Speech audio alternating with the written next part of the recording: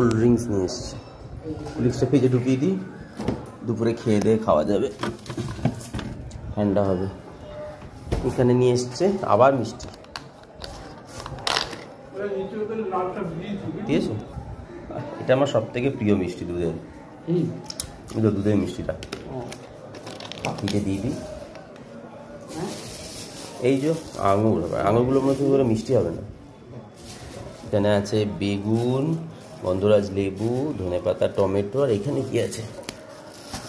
ও এখানে আছে পোস্ত, ভাই পোস্ত দিয়ে হবে। ও চিকেন এনেছে গুগলোর জন্য, আঙুরটাও ফ্রিজে ঢুকিয়ে দিবে।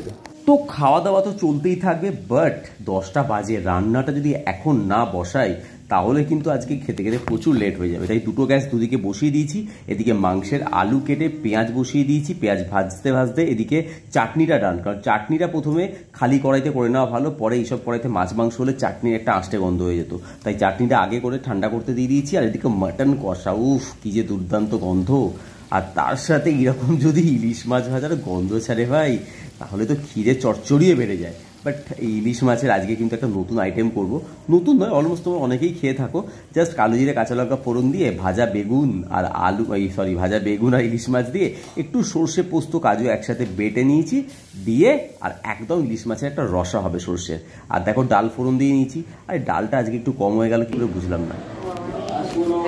ভালো থেকো, মিষ্টিটা খাও। আর এইকে দেখো ভাইয়ের জন্য চিকেন আনা হয়েছিল, সেই চিকেনটাকেও ভালো করে কষে নিচ্ছি। আর চিকেনটা বাবা অনেকটাই নিয়ে এসছে, তো সবারই হয়ে যাবে 1-2 পিস করে। যদি কেউ মাটন খেতে না চায় দেন তার জন্য তো চিকেন অপশনাল রয়েছে। আর এদিকে ঝুরঝুরে আলু ভাজা, আমার মায়ের হুকুম হয়েছে ঝুরঝুরে আলু ভাজা খাবে, তো অবভিয়াসলি মায়ের জন্য করে নিয়েছি। আর দেখো বাবা 12টা না বাজতে বাজতে খেতে বসে গেছে। খাবি না?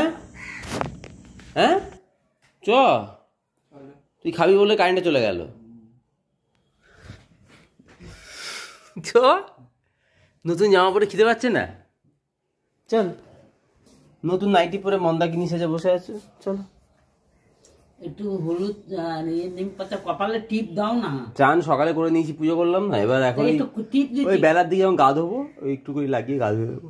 আমার হলুদ দিলে মুখে র্যাশ বেরিয়ে যায়। না না এইখানে টিপ দে। হ্যাঁ সে আমি দিয়ে নেবো পরে একটু।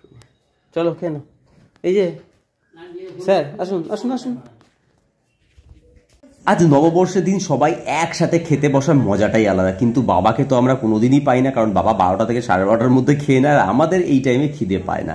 চলো তাহলে নববর্ষে একসাথে লাঞ্চ করি, লাঞ্চের পর তোমাদের সাথে দেখা হচ্ছে।